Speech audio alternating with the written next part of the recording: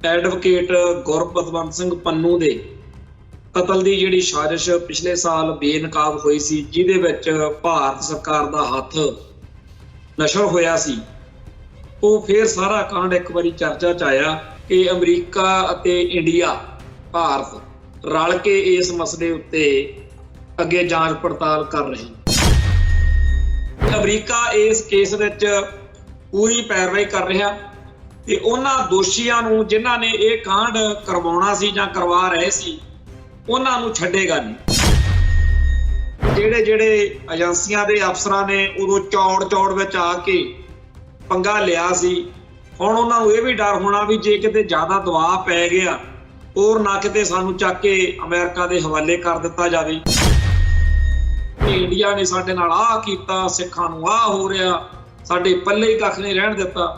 ते जदों आउंदी है गल खालिस्तान दी, जदों आउंदी है गल बदलियां दी, उदों कहदे आ नहीं वो तां फिर टैरोरिज्म आ, वो तां जी फिर सैपरेटलिज्म आ।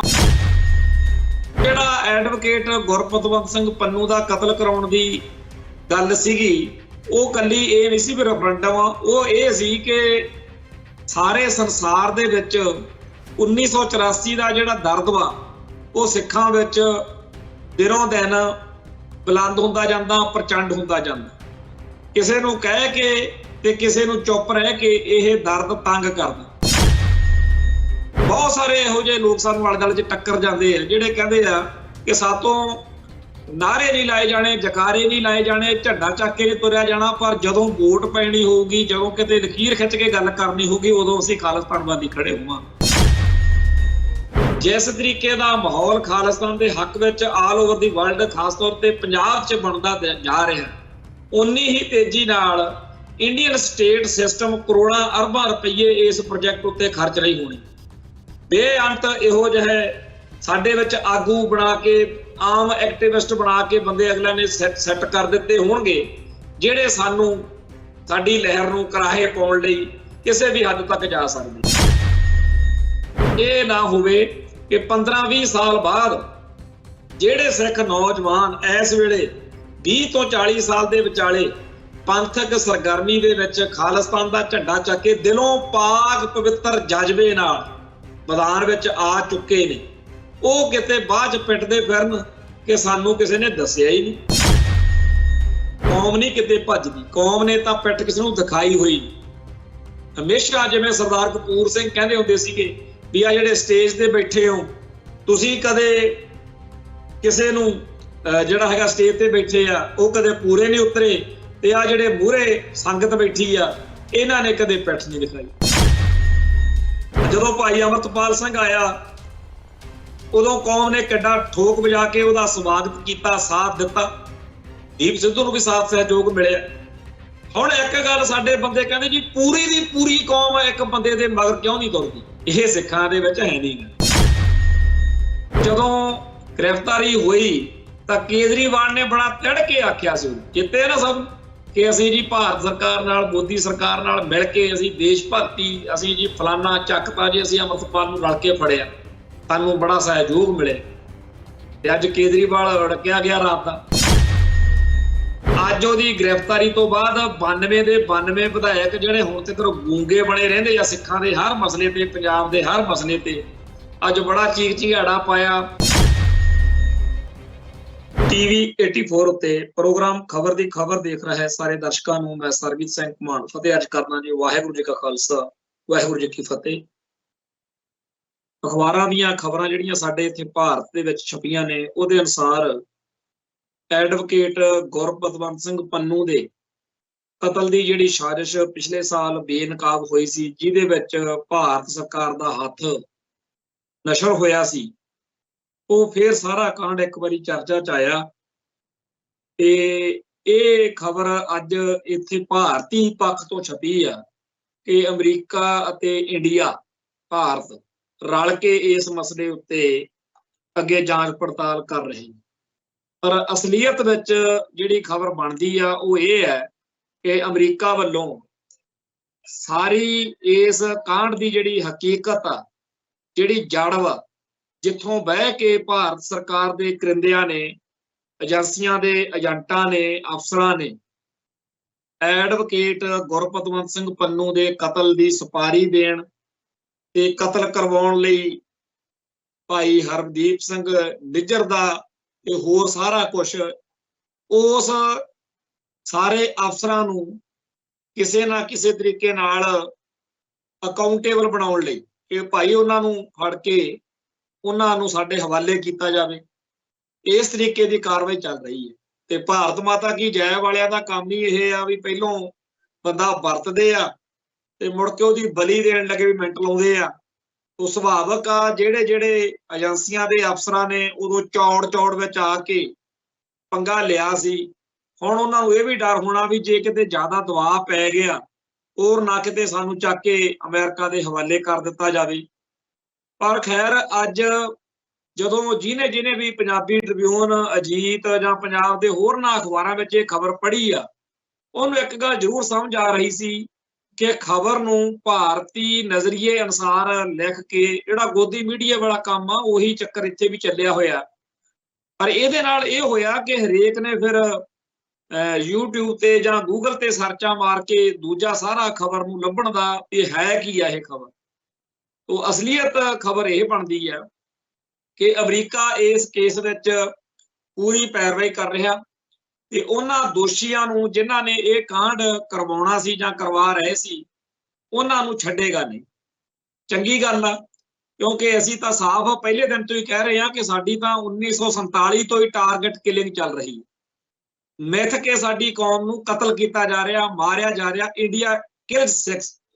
ਸੋ ਸਿੱਖੀ ਨੂੰ ਤੇ ਸਿੱਖਾਂ ਨੂੰ ਜਿਸ ਤਰੀਕੇ ਨਾਲ ਖੁਰਾ ਖੋਜ ਮਟਾਉਣ ਲਈ ਕਿਸੇ ਵੇਲੇ ਫਰਕਸ਼ੀਅਰ ਨੇ, ਕਿਸੇ ਵੇਲੇ ਜ਼ਕਰੀਏ ਨੇ, ਮੀਰ ਮੰਨੂ ਨੇ, ਉਹੀ ਸਾਰਾ ਕੁਝ ਹੁਣ ਚੱਲ ਰਿਹਾ। ਹਾਕਮ ਬਦਲ ਜਾਂਦੇ ਆ, ਕਿਸੇ ਵੇਲੇ ਇਧਰਾਂ ਨੂੰ ਵੀ ਇਹੀ ਫਤੂਰ ਸੀ, ਹੁਣ ਮੋਦੀ ਹੁਣਾਂ ਨੂੰ ਇਹ ਬੁਖਾਰ ਚੜਿਆ ਹੋਇਆ। ਪਰ ਸਾਡੀ ਕੌਮ ਜਿਹੜੀ ਹੈ ਉਹ ਇਸ ਗੱਲ ਨੂੰ ਜਿਵੇਂ ਲੈਣਾ ਚਾਹੀਦਾ ਉਵੇਂ ਲੈ ਨਹੀਂ ਰਹੇ। ਕੱਲ ਵੀ ਆਪਾਂ ਚਰਚਾ ਕੀਤੀ ਸੀ ਕਿ ਇਸ ਮੁਲਕ ਦੇ ਢਾਂਚੇ ਨੇ, ਇਸ ਮੁਲਕ ਦੇ ਸਿਸਟਮ ਨੇ ਸਾਡੇ ਨਾਲ ਜੋ ਕੁਝ ਕੀਤਾ ਉਹਦੇ ਬਾਰੇ ਬੱਚਾ ਜਾਣਦਾ। ਮਤਲਬ ਕਿਸੇ ਸਧਾਰਨ ਜੇ ਬੰਦੇ ਨੂੰ ਆਪਾਂ ਛੇੜ ਬੈਠੀਏ ਫਿਰ ਉਹ ਗਰਾਰੀ ਪੂਰੀ ਫਸਾ ਲੈਂਦਾ ਵੀ ਮੇਰੇ ਨਾਲੋਂ ਜ਼ਿਆਦਾ ਕਿਹਨੂੰ ਪਤਾ ਹੋਊ। ਪੂਰਾ ਖੋਲ ਕੇ ਦੱਸਦਾ ਕਿ ਇੰਡੀਆ ਨੇ ਸਾਡੇ ਨਾਲ ਆਹ ਕੀਤਾ, ਸਿੱਖਾਂ ਨੂੰ ਆਹ ਹੋ ਰਿਹਾ, ਸਾਡੇ ਪੱਲੇ ਹੀ ਕੱਖ ਨਹੀਂ ਰਹਿਣ ਦਿੱਤਾ। ਤੇ ਜਦੋਂ ਆਉਂਦੀ ਆ ਗੱਲ ਖਾਲਿਸਤਾਨ ਦੀ, ਜਦੋਂ ਆਉਂਦੀ ਆ ਗੱਲ ਬਦਲਿਆਂ ਦੀ, ਉਦੋਂ ਕਹਿੰਦੇ ਆ ਨਹੀਂ ਉਹ ਤਾਂ ਫਿਰ ਟੈਰੋਰਿਜ਼ਮ ਆ, ਉਹ ਤਾਂ ਜੀ ਫਿਰ ਸੈਪਰੇਟਿਜ਼ਮ ਆ, ਉਹ ਤਾਂ ਫਲਾਨਾ ਧਮਕਾਨਾ। ਟੀਵੀ ਚੈਨਲਾਂ ਦੇ ਉੱਤੇ ਪੂਰਾ ਜ਼ੋਰ ਲਾ ਕੇ ਇਹ ਦਰਸਾਇਆ ਜਾ ਰਿਹਾ ਕਿ ਜੀ ਇੱਥੇ ਤਾਂ ਕੋਈ ਖਾਲਿਸਤਾਨ ਦੀ ਗੱਲ ਹੀ ਨਹੀਂ ਕਰਦਾ। ਤੇ ਜਦੋਂ ਗਾਂਹ ਵਾਲਾ ਬੰਦਾ ਕਹਿੰਦਾ ਭਾਈ ਠੀਕ ਆ ਜੇ ਇੱਥੇ ਖਾਲਿਸਤਾਨ ਦੀ ਗੱਲ ਨਹੀਂ ਹੈਗੀ ਫਿਰ ਰੈਫਰੈਂਡਮ ਕਰਾਓ ਤੇ ਜਬਰ ਵੇੜੋ, ਖਾਲਿਸਤਾਨੀਆਂ ਦੀ ਬੋਲਤੀ ਬੰਦ ਕਰ ਦਿਓ ਵੀ ਇੱਥੇ ਤੁਹਾਡੇ ਹੱਕ 'ਚ ਕੋਈ ਹੈ ਹੀ ਨਹੀਂ। ਪਰ ਸੱਚਾਈ ਇਹਨਾਂ ਨੂੰ ਵੀ ਪਤਾ ਕਿ ਸਾਡੇ ਤਾਂ ਇੱਥੇ ਹਿੰਦੂ ਭਾਈਚਾਰੇ ਵਾਲਿਆਂ ਨੇ ਵੀ ਵੋਟਾਂ ਖਾਲਿਸਤਾਨ ਦੇ ਹੱਕ 'ਚ ਪਾ ਦੇਣੀਆਂ ਨੇ। ਸੋ ਜਿਹੜਾ ਐਡਵੋਕੇਟ ਗੁਰਪਤਵੰਤ ਸਿੰਘ ਪੰਨੂ ਦਾ ਕਤਲ ਕਰਾਉਣ ਦੀ ਗੱਲ ਸੀਗੀ ਉਹ ਕੱਲੀ ਇਹ ਨਹੀਂ ਸੀ ਵੀ ਰੈਫਰੈਂਡਮ, ਉਹ ਇਹ ਸੀ ਕਿ ਸਾਰੇ ਸੰਸਾਰ ਦੇ ਵਿੱਚ 1984 ਦਾ ਜਿਹੜਾ ਦਰਦ ਵਾ ਉਹ ਸਿੱਖਾਂ ਵਿੱਚ ਦਿਨੋਂ ਦਿਨ ਬੁਲੰਦ ਹੁੰਦਾ ਜਾਂਦਾ, ਪ੍ਰਚੰਡ ਹੁੰਦਾ ਜਾਂਦਾ। ਕਿਸੇ ਨੂੰ ਕਹਿ ਕੇ ਤੇ ਕਿਸੇ ਨੂੰ ਚੁੱਪ ਰਹਿ ਕੇ ਇਹ ਦਰਦ ਤੰਗ ਕਰਦਾ। ਉਹ ਬਹੁਤ ਖੂਬਸੂਰਤ ਤੇ ਬੜਾ ਮਾਸੂਮ ਤੇ ਬੜਾ ਚੰਗਾ ਤਰੀਕਾ ਇਹਨੂੰ ਨੈਗੇਟਿਵਲੀ ਨਹੀਂ ਲੈਣਾ ਚਾਹੀਦਾ। ਇਹ ਏਦਾਂ ਹੀ ਹੁੰਦਾ ਕੌਮਾਂ ਦੇ ਵਿੱਚ, ਹਰੇਕ ਮੌਕੇ ਉੱਤੇ ਹਰ ਗੱਲ ਸਹੀ ਨਹੀਂ ਹੁੰਦੀ ਤੇ ਹਰ ਗੱਲ ਗਲਤ ਨਹੀਂ ਹੁੰਦੀ। ਜਿਵੇਂ ਕਿਸੇ ਨੂੰ ਠੀਕ ਲੱਗਦਾ ਅਗਲਾ ਖਾਲਿਸਤਾਨ ਦੀ ਗੱਲ ਨਾਲ ਆਪਦਾ ਪ੍ਰਗਟਾਵਾ ਕਰਨ ਨੂੰ ਤਿਆਰ। ਬਹੁਤ ਸਾਰੇ ਇਹੋ ਜਿਹੇ ਲੋਕ ਸਾਨੂੰ ਆਲੇ-ਦੁਆਲੇ 'ਚ ਟੱਕਰ ਜਾਂਦੇ ਆ ਜਿਹੜੇ ਕਹਿੰਦੇ ਆ ਕਿ ਸਾਤੋਂ ਨਾਰੇ ਨਹੀਂ ਲਾਏ ਜਾਣੇ, ਜਕਾਰੇ ਨਹੀਂ ਲਾਏ ਜਾਣੇ, ਝੰਡਾ ਚੱਕ ਕੇ ਤੁਰਿਆ ਜਾਣਾ, ਪਰ ਜਦੋਂ ਵੋਟ ਪੈਣੀ ਹੋਊਗੀ, ਜਦੋਂ ਕਿਤੇ ਲਕੀਰ ਖਿੱਚ ਕੇ ਗੱਲ ਕਰਨੀ ਹੋਊਗੀ ਉਦੋਂ ਅਸੀਂ ਖਾਲਿਸਤਾਨਵਾਦੀ ਖੜੇ ਹੋਵਾਂਗੇ। ਚੰਗੀ ਗੱਲ ਆ ਜੇ ਇਹ ਭਾਵਨਾ ਹੈ। ਪਰ ਜਿਹੜੇ ਮੁਲਕ ਦੇ ਵਿੱਚ ਜਿਨ੍ਹਾਂ ਦਾ ਸਾਡਾ ਵਾਹ ਪਿਆ ਹੋਇਆ, ਜਦੋਂ ਉਹਨਾਂ ਵੱਲ ਧਿਆਨ ਕਰਦੇ ਆ ਏਜੰਸੀਆਂ ਵੱਲ, ਤਾਂ ਉਦੋਂ ਸਾਨੂੰ ਸਾਫ਼ ਤੌਰ ਦੇ ਉੱਤੇ ਇਸ ਗੱਲ ਦੀ ਚਿੰਤਾ ਕਰਨੀ ਬਣਦੀ ਹੈ ਕਿ ਸਿੱਖਾਂ ਦੀ ਹਰ ਉੱਠ ਰਹੀ ਸ਼ਖਸੀਅਤ, ਹਰ ਉੱਠ ਰਹੀ ਲਹਿਰ ਨੂੰ ਆਪਦੇ ਬੰਦਿਆਂ ਰਾਹੀਂ ਘੁਸਪੈਠ ਕਰਕੇ ਗਲਤ ਤਰੀਕੇ ਨਾਲ ਉਸ ਲਹਿਰ ਨੂੰ ਸਾਬੋਟਾਈਜ਼ ਕਰਨਾ ਤੇ ਉਹ ਸਾਰਾ ਕੁਝ ਕਰਨ ਕਰਾਉਣ ਲਈ ਕੌਣ ਵਰਤੇ ਜਾਂਦੇ ਆ? ਉਹ ਫਿਰ ਸਾਡੇ ਵਰਗੇ ਹੁੰਦੇ ਆ। ਸਾਡੇ ਨਾਲੋਂ ਵੱਧ ਖਾਲਿਸਤਾਨ ਦੀਆਂ ਗੱਲਾਂ ਕਰਨ ਵਾਲੇ, ਸਾਡੇ ਨਾਲੋਂ ਵੱਧ ਵਧੀਆ ਤਰੀਕੇ ਨਾਲ ਸਿੱਖੀ ਦਾ ਹੇਜ ਦਿਖਾਉਣ ਵਾਲੇ ਏਜੰਸੀਆਂ ਦੇ ਏਜੰਟ, ਜਿਹੜਾ ਬੰਦਾ ਇਹ ਸੋਚ ਕੇ ਚੱਲਦਾ ਨਾ ਜ਼ਿੰਦਗੀ ਦੇ ਵਿੱਚ, ਐਕਸੀਡੈਂਟ ਜ਼ਿਆਦਾ ਉਸ ਬੰਦੇ ਤੋਂ ਹੁੰਦਾ ਜਿਹੜਾ ਇਹ ਸੋਚ ਕੇ ਚੱਲਦਾ ਕਿ ਆਪਾਂ ਤਾਂ ਗੱਡੀ ਆਉਂਦੀ ਆ, ਆਪਾਂ ਤਾਂ ਬੜੇ ਚੰਟ ਡਰਾਈਵਰ। ਜਿਹੜਾ ਬੰਦਾ ਇਹ ਸੋਚ ਕੇ ਚੱਲਦਾ ਵੀ ਹੋ ਸਕਦਾ ਆਪਾਂ ਕਿਤੇ ਗਲਤੀ ਨਾ ਕਰ ਬੈਠੀਏ, ਥੋੜਾ ਜਿਹਾ ਖਿਆਲ ਨਾਲ ਚੱਲੀਏ, ਡਰ ਕੇ ਚਲਾਈਏ, ਉਦੋਂ ਘੱਟ ਐਕਸੀਡੈਂਟ ਹੁੰਦਾ। ਇਵੇਂ ਹੀ ਕੌਮ ਦੀਆਂ ਸੇਵਾਵਾਂ ਦੇ ਵਿੱਚ ਆਉਣ ਵਾਲੇ ਪੰਥ ਪ੍ਰਸਤ ਸ਼ਖਸੀਅਤਾਂ ਨੂੰ, ਸਿੱਖਾਂ ਨੂੰ ਇਹ ਗੱਲ ਰੱਟੇ ਲਾਉਣੀ ਚਾਹੀਦੀ ਆ ਕਿ ਹਰ ਵੇਲੇ ਹਰ ਬੰਦੇ ਉੱਤੇ ਅੰਨਾ ਯਕੀਨ ਕਰਨਾ ਇਹ ਕੋਈ ਬਹੁਤੀ ਵਧੀਆ ਗੱਲ ਨਹੀਂ। ਸਾਨੂੰ ਹਰ ਗੱਲ ਨੂੰ ਨਿਰਖਣਾ, ਪਰਖਣਾ, ਸੋਚਣਾ, ਵਿਚਾਰਨਾ, ਦੂਜਿਆਂ ਨਾਲ ਚਰਚਾ ਕਰਨੀ ਇਹ ਬੜੀ ਜ਼ਰੂਰੀ ਹੈ। ਬੀਤੇ ਦੌਰ ਦੇ ਵਿੱਚ 1978 ਤੋਂ ਚੱਲੇ ਸੰਘਰਸ਼ ਵਿੱਚ ਬੇਅੰਤ ਇਹੋ ਜਿਹੇ ਘਟਨਾਵਾਂ ਤੇ ਵਰਤਾਰੇ ਵਾਪਰ ਚੁੱਕੇ ਆ ਵੀ ਜਿਨ੍ਹਾਂ ਤੇ ਪੂਰਾ ਯਕੀਨ ਹੁੰਦਾ ਸੀਗਾ ਉਹ ਦਬਾ ਨਾ ਝੱਲ ਸਕੇ ਜਾਂ ਕਿਸੇ ਹੋਰ ਚੱਕਰ ਦੇ ਵਿੱਚ ਆ ਕੇ ਕੌਮ ਦੇ ਨੁਕਸਾਨ ਦਾ ਕਾਰਨ ਬਣੇ। ਬੜੀਆਂ ਵੱਡੀਆਂ ਤੋਪਾਂ ਨੂੰ ਅਸੀਂ ਡਿੱਗਦਿਆਂ, ਝੁਕਦਿਆਂ, ਲਿਫਦਿਆਂ, ਬੁੱਝਦਿਆਂ ਦੇਖਿਆ ਹੋਏ। ਉਹ ਵੀ ਦਿਨ ਸੀ ਜਦੋਂ ਬੇਅੰਤੇ ਬੁੱਚੜ ਤੇ KPS ਗਿੱਲ ਦੇ ਨਾਲ ਬਹਿ ਕੇ ਫੋਟੋਆਂ ਲਹਾਉਣ ਵਾਲੇ ਤੇ ਚਾਹਾਂ ਦੇ ਪਿਆਲੇ ਹੱਥ 'ਚ ਫੜ ਕੇ ਅਖਬਾਰਾਂ ਦੇ ਫਰੰਟ ਪੇਜ ਤੇ ਫੋਟੋ ਛਪੀ ਹੁੰਦੀ ਸੀ। ਤੇ ਉਹ ਬੰਦੇ ਉਹ ਹੁੰਦੇ ਸੀ ਜਿਨ੍ਹਾਂ ਦਾ ਖਾੜਕੂ ਸੰਘਰਸ਼ ਦੇ ਦਿਨਾਂ ਵਿੱਚ ਤੂਤੀ ਬੋਲਦੀ ਹੁੰਦੀ ਸੀ। ਸੋ ਪਤਾ ਨਹੀਂ ਲੱਗਦਾ ਕਦੋਂ ਕਿਹਦੀ ਬੁੱਧੀ ਤੇ ਪਰਦਾ ਪੈ ਜੇ, ਕਦੋਂ ਕਿਹੜਾ ਦੂਜੇ ਪਾਸੇ ਭੁਗਤ ਜਾਵੇ। ਚਲੋ ਇਹ ਸਾਡੀ ਕੌਮ ਦਾ ਸੁਭਾਅ ਆ ਕਿ ਚਲੋ ਜੀ ਜਿੰਨਾ ਕਿਸੇ ਨੇ ਯੋਗਦਾਨ ਪਾਇਆ ਸਿਰ ਮੱਥੇ, ਜੇ ਕੋਈ 10 ਕਿਲੋ ਵਜ਼ਨ ਚੱਕ ਸਕਦਾ ਸੀ, ਜੇ ਕੋਈ 10 ਕਦਮ ਚੱਲਿਆ ਉਹ ਵੀ ਸਿਰ ਮੱਥੇ, ਜਿਹੜਾ 50 ਕਦਮ ਚੱਲਿਆ। ਪਰ ਇਹ ਗੱਲ ਅੱਜ ਦੀ ਸਿੱਖ ਨੌਜਵਾਨ ਪੀੜ੍ਹੀ ਲਈ ਬਹੁਤ ਹੀ ਜ਼ਿਆਦਾ ਅਰਥ ਭਰਪੂਰ ਆ ਕਿ ਪਿਛਲੀ ਪੀੜ੍ਹੀ ਨੇ ਜਿਹੜੀਆਂ ਉਦੋਂ ਕਾਰਵਾਈਆਂ ਕੀਤੀਆਂ ਕਰਾਈਆਂ ਉਹਦੇ ਤੋਂ ਸਬਕ ਸਿੱਖੋ।